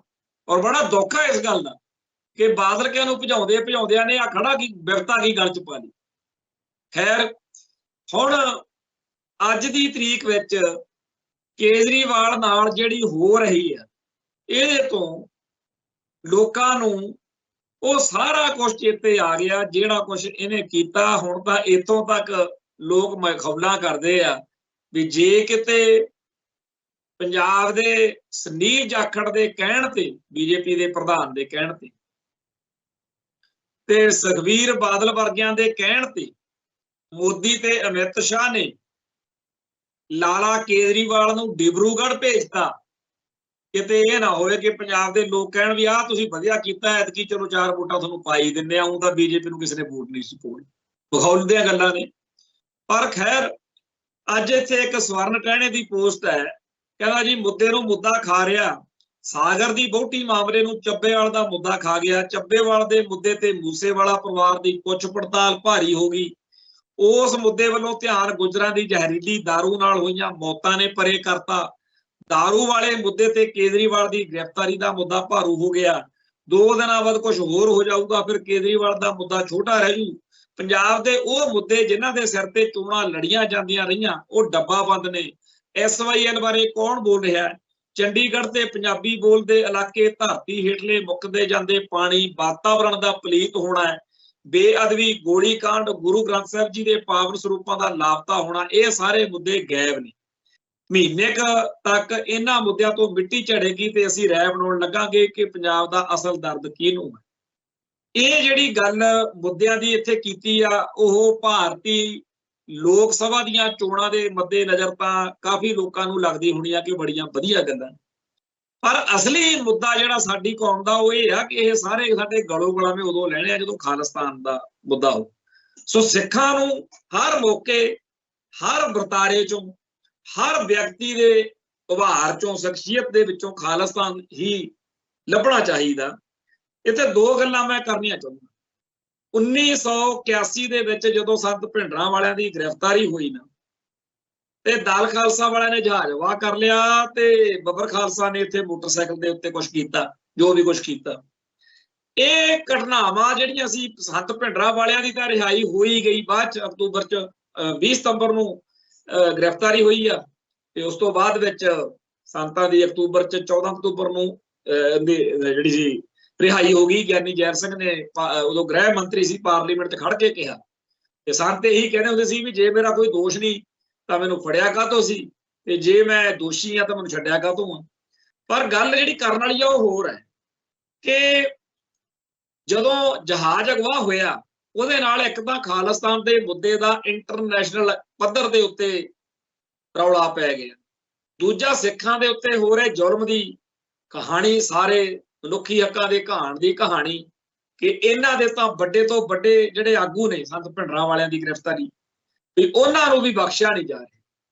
ਸੋ ਮੁੱਦਾ ਜਿਹੜਾ ਸੀ ਸੰਤਾਂ ਦੀ ਗ੍ਰਿਫਤਾਰੀ ਦੇ ਨਾਲ, ਦੋ ਚੀਜ਼ਾਂ ਇੰਟਰਨੈਸ਼ਨਲ ਲੈਵਲ ਤੇ ਉਸ ਵੇਲੇ ਦੇ ਨੌਜਵਾਨਾਂ ਨੇ ਉਭਾਰੀਆਂ, ਖਾਲਿਸਤਾਨ ਅਤੇ ਪੰਜਾਬ ਦੇ ਵਿੱਚ ਪੰਥ ਦੇ ਉੱਤੇ ਹੋ ਰਹੇ ਹਮਲੇ। ਇਵੇਂ ਹੀ 1991 ਦੇ ਵਿੱਚ ਭਾਈ ਜਿੰਦੇ ਸੁੱਖੇ ਦੀ ਰਿਹਾਈ ਦੇ ਲਈ ਖਾੜਕੂ ਜਥੇਬੰਦੀਆਂ ਨੇ ਰੋਮਾਨੀਆ ਦੇ ਰਾਜਦੂਤ ਰਾਡੂ ਨੂੰ ਅਗਵਾ ਕਰ ਲਿਆ। ਇੰਡੀਅਨ ਸਟੇਟ ਦੀ ਮਨਸ਼ਾ ਇਹ ਸੀ ਵੀ ਜੇ ਕਿਤੇ ਖਾੜਕੂ ਉਹਨੂੰ ਕਤਲ ਕਰ ਦੇਣ, ਇਹਨਾਂ ਦੀ ਬਦਨਾਮੀ ਹੋਊਗੀ, ਪਰ ਸਿੱਖ ਸਿਆਣੇ ਸੀ, ਸਿੰਘ ਸਿਆਣੇ ਸੀ। ਉਹ ਜਦੋਂ 50 ਦਿਨ ਸਿੰਘਾਂ ਨੇ ਰੱਖਿਆ ਉਹਨੂੰ, ਤੇ ਜਦੋਂ ਉਹ ਛੱਡ ਦਿੱਤਾ, ਉਹ ਟੀਵੀ ਚੈਨਲਾਂ ਦੇ ਉੱਤੇ ਸਿੰਘਾਂ ਦੇ, ਖਾਲਿਸਤਾਨ ਦੇ, ਖਾੜਕੂਆਂ ਦੇ ਗੁਣ ਗਾਵੇ ਕਿ ਉਹ ਤਾਂ ਬੰਦੇ ਹੀ ਬਹੁਤ ਵਧੀਆ ਜੀ, ਉਹਨਾਂ ਦੀ ਲੜਾਈ ਬਿਲਕੁਲ ਜਾਇਜ਼ ਆ। ਤੋ ਇੰਡੀਅਨ ਸਟੇਟ ਬੜੀ ਕਸੂਤੀ ਫਸੀ। ਭਾਵੇਂ ਭਾਈ ਜਿੰਦੇ ਸੁੱਖੇ ਦੀ ਰਿਹਾਈ ਤਾਂ ਨਹੀਂ ਹੋਈ, ਪਰ ਉਹ 50 ਦਿਨ ਸਾਰੇ ਸੰਸਾਰ ਦੇ ਮੀਡੀਆ ਨੇ ਰਾਡੂ ਦੀ ਕਿਡਨੈਪਿੰਗ ਕਰਕੇ ਇੰਟਰਨੈਸ਼ਨਲ ਲੈਵਲ ਦੇ ਉੱਤੇ ਖਾਲਿਸਤਾਨ ਜ਼ਰੂਰ ਹੁੰਦਾ ਦੇਖ ਲਿਆ, ਖਾੜਕੂ ਲਹਿਰ ਦਾ ਜਲਵਾ ਜ਼ਰੂਰ ਮੰਨੇ। ਇਵੇਂ ਹੀ ਅੱਜ ਦੇ ਸਮੇਂ ਦੇ ਵਿੱਚ ਸਾਡੀ ਕੌਮ ਜਿਹੜੀ ਆ ਉਹ ਦੇਖ ਰਹੀ ਆ ਕਿ ਭਾਈ ਨਿੱਜਰ ਤੇ ਐਡਵੋਕੇਟ ਪੰਨੂ ਦੇ ਕਤਲ ਦੀ ਜਿਹੜੀ ਕਹਾਣੀ ਨਸ਼ਰ ਹੋਈ ਆ, ਉਹਦੇ ਨਾਲ ਵੀ ਸਾਰੇ ਸੰਸਾਰ ਦੇ ਵਿੱਚ ਖਾਲਿਸਤਾਨ ਦਾ ਮੁੱਦਾ ਇੰਟਰਨੈਸ਼ਨਲ ਲੈਵਲ ਪੱਧਰ ਦੇ ਉੱਤੇ ਕਿਵੇਂ ਚਰਚਾ 'ਚ ਆਇਆ। ਹੁਣ ਡਾਕੂਮੈਂਟਰੀਆਂ ਦਾ ਚੱਲ ਰਿਹਾ ਚੱਕਰ। ਪਹਿਲਾਂ ਇੱਕ ਡਾਕੂਮੈਂਟਰੀ ਕੈਨੇਡਾ ਨੇ ਬਣਾਈ, ਜਿਹੜੀ YouTube ਤੋਂ ਤੇ ਹੋਰ ਸੋਸ਼ਲ ਮੀਡੀਆ ਦੇ ਕੇਂਦਰਾਂ ਤੋਂ ਭਾਰਤ ਸਰਕਾਰ ਨੇ ਲੇਰਾ ਲੂਰਾ ਜਿਹਾ ਮਾਰ ਕੇ ਨਹਾਤੀ। ਪਰ ਇੱਕ ਕੱਲ ABC ਕੋਈ ਆਸਟ੍ਰੇਲੀਆ ਦਾ ਚੈਨਲ ਹੈ, ਉਹਨਾਂ ਨੇ ਪੰਜਾਬ ਦੇ ਖਾਲਿਸਤਾਨੀ ਸੰਘਰਸ਼ ਬਾਰੇ ਇੱਕ ਜਿਹੜੀ ਡਾਕੂਮੈਂਟਰੀ ਆ ਉਹ ਰਿਲੀਜ਼ ਕੀਤੀ ਆ, ਜਿਹਦੇ ਵਿੱਚ ਟਾਰਗੇਟ ਕਿਲਿੰਗ ਸਮੇਤ ਹੋਰ ਬਹੁਤ ਕੁਝ ਸਾਹਮਣੇ ਆਇਆ। ਹੁਣ ਹੋਰਨਾਂ ਮੁਲਕਾਂ ਦੇ ਵਿੱਚ ਵੀ ਇਸ ਤਰੀਕੇ ਦੀਆਂ ਡਾਕੂਮੈਂਟਰੀਆਂ ਬਣਾ ਕੇ ਚਲਾਉਣ ਦਾ ਜਿਹੜਾ ਰੁਝਾਨ ਆ ਉਹ ਜ਼ੋਰ ਫੜ ਰਿਹਾ। ਸਾਡਾ ਨੁਕਤਾ ਇਹ ਹੈ ਕਿ ਠੀਕ ਆ ਕਿ ਸਾਡੀ ਕੌਮ ਇਸ ਵੇਲੇ ਇੱਕ ਕ੍ਰਾਈਸਿਸ ਵਿੱਚ, ਇੱਕ ਸੰਕਟ ਵਿੱਚ, ਇੱਕ ਬਹੁਤ ਦੁਸ਼ਵਾਰੀ ਵਿੱਚ, ਭਿਆਨਕ ਦੁਸ਼ਵਾਰੀ ਦੇ ਵਿੱਚ ਦੀ ਲੰਘ ਰਹੀ, ਪਰ ਨਾਲ ਦੀ ਨਾਲ ਇੰਟਰਨੈਸ਼ਨਲ ਲੈਵਲ ਦੇ ਉੱਤੇ ਖਾਲਿਸਤਾਨ ਦੀ ਗੱਲ ਜਿਸ ਤਰੀਕੇ ਨਾਲ ਉਭਾਰੀ ਜਾ ਰਹੀ ਆ, ਇਹ ਵੀ ਕਮਾਲ ਦੀ ਬਾਤ ਹੈ। ਸੋ ਸਾਨੂੰ ਇਹ ਸੋਚਣਾ ਪਊਗਾ ਕਿ ਇੱਕ ਲੌਂਗ ਟਰਮ ਪਾਲਿਸੀ, ਇੱਕ ਸ਼ਾਰਟ ਟਰਮ ਪਾਲਿਸੀ, ਇੱਕ ਸਾਡਾ ਵੱਡਾ ਨਿਸ਼ਾਨਾ ਜਿਹਦੇ ਲਈ ਸਾਨੂੰ ਲਗਾਤਾਰਤਾ ਨਾਲ ਕੰਮ ਕਰਦੇ ਰਹਿਣਾ ਪਊਗਾ।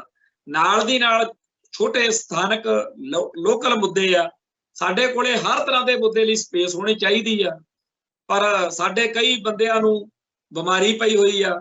ਜੇ ਕਦੇ ਬਾਦਲ ਦੀਆਂ ਕਰਤੂਤਾਂ ਬਾਰੇ ਗੱਲ ਕਰਨ ਬਹਿ ਜਾਈਏ ਤਾਂ ਬਾਦਲ ਦਲ ਦੇ ਪਿੱਠੂ ਜਿਹੜੇ ਨੇ ਉਹ ਪਿੱਟਣ ਬਹਿ ਜਾਂਦੇ ਆ, ਹਾਏ ਬਾਦਲ ਕਰਦੇ ਆ, ਹਾਏ ਬਾਦਲ ਕਿਉਂ ਕਰਦੇ ਹੋ ਜੀ ਤੁਸੀਂ ਜੀ, ਮਤਲਬ ਕੱਲਾ ਖਾਲਿਸਤਾਨ ਕਰੀ ਚੱਲੋ। ਅਸਲ ਵਿੱਚ ਇਹ ਸਾਰੇ ਬੰਦੇ ਬਾਦਲ ਦਲ ਨਾਲ ਹੀ ਸੰਬੰਧਿਤ ਨੇ, ਪਰ ਉਹ ਆਪਦੇ ਆਪ ਨੂੰ ਘੈਂਟ ਦਿਖਾਉਣ ਲਈ ਵੀ ਅਸੀਂ ਬੜੇ ਬੰਬ ਆ, ਉਹ ਕਹਿਣਗੇ ਜੀ ਤੁਸੀਂ ਰੈਫਰੈਂਡਮ ਦੀ ਗੱਲ ਕਰਿਆ ਕਰੋ ਬਸ। ਹੁਣ ਰੈਫਰੈਂਡਮ ਦੀ ਗੱਲ ਕਰਨੀ ਆ ਨਹੀਂ ਕਰਨੀ, ਪੰਜਾਬ ਦੇ ਵਿੱਚ ਰਹਿ ਕੇ ਇੱਥੋਂ ਦੇ ਮਾਹੌਲ ਵਿੱਚ ਅਸੀਂ ਕੀ ਕਹਿ ਸਕਦੇ ਆ, ਕਿੰਨਾ ਕੁ ਕਰ ਸਕਦੇ ਆ, ਉਹ ਸਾਨੂੰ ਪਤਾ। ਪਰ ਉਹ ਚਾਹੁੰਦੇ ਆ ਕਿ ਇਹ ਬਾਦਲਕਿਆਂ ਨੂੰ ਕੁਛ ਨਾ ਕਹਿਣ ਜਾਂ ਹੋਰ ਐਂਟੀ ਪੰਥਕ ਜਿਹੜੇ ਵਰਤਾਰੇ ਆ ਉਹਨਾਂ ਦੀ ਗੱਲ ਨਾ ਕਰਨ, ਤੇ ਇਹ ਉਹ ਗੱਲ ਜ਼ਰੂਰ ਕਰਨ ਜਿਹਦੇ ਨਾਲ ਭਾਰਤ ਸਰਕਾਰ ਫੜ ਕੇ ਇਹਨਾਂ ਨੂੰ ਅੰਦਰ ਦੇ ਦੇਵੇ। ਅਗਲੇ ਤਾਂ ਸਾਨੂੰ ਪਹਿਲਾਂ ਹੀ ਲਿਸਟਾਂ ਤੇ ਰੱਖੀ ਫਿਰਦੇ ਆ, ਤੇ ਅਸੀਂ ਜਿਵੇਂ ਕਹਿੰਦੇ ਹੁੰਦੇ ਆ ਨਾ ਵੀ ਲੰਮੀ ਰੇਸ ਦਾ ਘੋੜਾ ਬਣਨਾ, ਉਹਦੇ ਲਈ ਬਹੁਤ ਸਬਰ ਸੰਤੋਖ ਤੇ ਨੀਤੀ ਦੀ ਲੋੜ ਹੁੰਦੀ ਆ। ਸੱਚੇ ਪਾਤਸ਼ਾਹ ਨੇ ਇੰਨੀ ਕੁ ਮੱਤ ਬੁੱਧ ਦਿੱਤੀ ਜ਼ਰੂਰ ਆ ਕਿ ਠੀਕ ਆ, ਜੇਕਰ ਜਿੰਨਾ ਕੁ ਸੇਵਾ ਕਰਨੀ ਆ ਕਿਸੇ ਸਲੀਕੇ ਤਰੀਕੇ ਨਾਲ ਕਰੀਏ। ਜਿਵੇਂ ਮੈਂ ਇਸ ਪ੍ਰੋਗਰਾਮ ਦੇ ਵਿੱਚ ਆਖਿਆ ਵੀ ਅੱਜ ਦੀ ਨੌਜਵਾਨ ਪੀੜ੍ਹੀ ਨੂੰ ਇਹ ਜ਼ਰੂਰ ਵਿਚਾਰ ਕੇ ਰੱਖਣਾ ਚਾਹੀਦਾ ਕਿ ਆਉਣ ਵਾਲੇ ਸਮੇਂ ਦੇ ਵਿੱਚ ਅੱਜ ਦੇ ਦਿਨਾਂ ਬਾਰੇ ਕੋਈ ਏਜੰਸੀਆਂ ਦਾ ਅਫਸਰ ਕਿਤਾਬ ਵੀ ਲਿਖ ਸਕਦਾ ਕਿ ਫਲਾਨਾ ਜਿਹੜਾ ਘਟਨਾਕ੍ਰਮ ਸੀ ਨਾ ਉਹ ਸਾਡਾ ਆਪਰੇਸ਼ਨ ਸੀ। ਇਹ ਗੱਲ ਅੱਜ ਤੋਂ 10-20 ਸਾਲ ਬਾਅਦ ਜਦੋਂ ਉਹ ਲਿਖੂ ਉਦੋਂ ਆਪਾਂ ਨੂੰ ਟੈਨਸ਼ਨ ਹੋਵੇ ਕਿ ਅਸੀਂ ਆਪ ਇਸ ਖੇਡ ਦਾ ਹਿੱਸਾ ਬਣ ਗਏ ਅਣਜਾਣਪੁਣੇ 'ਚ। ਅੱਜ ਹੀ ਵਕਤ ਜਿਹੜਾ ਹੈਗਾ ਵਿਚਾਰ ਕੇ ਕਦਮ ਚੱਕਣ ਦੀ ਲੋੜ ਹੈ। ਆਪਦੇ ਆਪ ਨੂੰ ਫੰਨੇ ਖਾਂ ਸਮਝੀ ਜਾਣਾ, ਆਪਦੇ ਆਪ ਨੂੰ ਗਰੂਰ ਜਿਹੇ 'ਚ ਰੱਖਣਾ ਕਿ ਆਪਾਂ ਬੜੇ ਘੈਂਟ ਆ, ਏਦਾਂ ਨਹੀਂ ਗੱਲ ਬਣਦੀ ਹੁੰਦੀ। ਮੈਂ ਸਾਫ਼ ਤੌਰ ਤੇ ਕਹਾਂ ਕਿ ਅਸੀਂ ਖਾੜਕੂ ਜੱਦੋ ਜਹਿਦ ਦੇ ਦਿਨਾਂ ਦੇ ਵਿੱਚ ਵੱਡੇ ਵੱਡੇ ਘੈਂਟ ਕਹਾਉਂਦੇ, ਉਹਨਾਂ ਤੋਂ ਵੀ ਮਤਲਬ ਧੋਖਾ ਹੋ ਗਿਆ, ਉਹਨਾਂ ਨੂੰ ਗੜਬੜ ਹੋ ਗਈ, ਉਹਨਾਂ ਦਿਲੋਂ ਕੋਈ ਨਹੀਂ ਚਾਹੁੰਦਾ ਹੁੰਦਾ। ਪਰ ਬਾਅਦ ਵਿੱਚ ਜਿਵੇਂ ਕਹਿੰਦੇ ਆ ਨਾ ਹਿੰਦੀ ਵਾਲੇ ਮੁਹਾਵਰਾ ਜਿਹਾ ਵੀ ਅਬ ਪਛਤਾਏ ਕਿਆ ਹੋਤ ਜਬ ਚਿੜੀਆ ਚੁਗ ਗਈ ਖੇਤ। ਸੋ ਚਿੜੀਆਂ ਨੂੰ ਖੇਤ ਨਾ ਚੁਗਣ ਦਈਏ, ਪੰਥ ਲਈ ਕੌਮ ਲਈ ਘਰਾਂ ਚੋਂ ਨਿਕਲੇ ਆ, ਇਹ ਤੋਂ ਪਹਿਲਾਂ ਕਿ ਕਲੰਕਿਤ ਹੋ ਕੇ ਬਾਅਦ ਚ ਸਪਸ਼ਟੀਕਰਨ ਜੇ ਦਿੰਦੇ ਫਿਰੀਏ, ਪਹਿਲਾਂ ਹੀ ਸੋਚ ਵਿਚਾਰ ਕੇ ਕਦਮ ਪੱਟੀਏ। ਉਹ ਗੱਲਾਂ ਨਾ ਕਰੀਏ ਜਿਹਦੇ ਕੀਤਿਆਂ ਸਾਡੀ ਕੌਮ ਦਾ ਸਿਰ ਨੀਵਾਂ ਹੁੰਦਾ। ਉਹ ਗੱਲਾਂ ਜ਼ਰੂਰ ਕਰੀਏ ਜਿਹਦੇ ਨਾਲ ਖਾਲਿਸਤਾਨ ਦੇ ਸੰਘਰਸ਼ ਨੂੰ ਬਲ ਮਿਲਦਾ। ਸੱਚੇ ਪਾਤਸ਼ਾਹ ਕਿਰਪਾ ਕਰਨ। ਮਾੜੇ ਚੰਗੇ ਦਿਨ ਵੀ ਆਉਣੇ ਆ, ਮਾੜੇ ਚੰਗੇ ਬੰਦਿਆਂ ਨੇ ਵੀ ਆਉਣਾ, ਸਟੇਟ ਨੇ ਵੀ ਘੁਸਪੈਠ ਕਰਨੀ ਆ, ਤੇ ਆਪਾਂ ਵੀ ਆਪਦੀ ਲੜਾਈ ਜਿਹੜੀ ਆ ਜਾਰੀ ਰੱਖਣੀ ਆ। ਪਰ ਹਰ ਇੱਕ ਮੌਕੇ ਉਸ ਅਕਾਲ ਪੁਰਖ ਵਾਹਿਗੁਰੂ ਦਾ ਜ਼ਰੂਰ ਓਟ ਆਸਰਾ ਲੈ ਕੇ ਅੱਗੇ ਵਧਦੇ ਰਹੀਏ। ਇੱਥੇ ਸਮਾਪਤੀ ਕਰਦੇ ਹਾਂ, ਫਿਰ ਮਿਲਾਂਗੇ ਜੀ। ਨਾਨਕ ਨਾਮ ਚੜ੍ਹਦੀ ਕਲਾ, ਤੇਰੇ ਭਾਣੇ ਸਰਬੱਤ ਦਾ ਭਲਾ। ਵਾਹਿਗੁਰੂ ਜੀ ਕਾ ਖਾਲਸਾ, ਵਾਹਿਗੁਰੂ ਜੀ ਕੀ ਫਤਿਹ।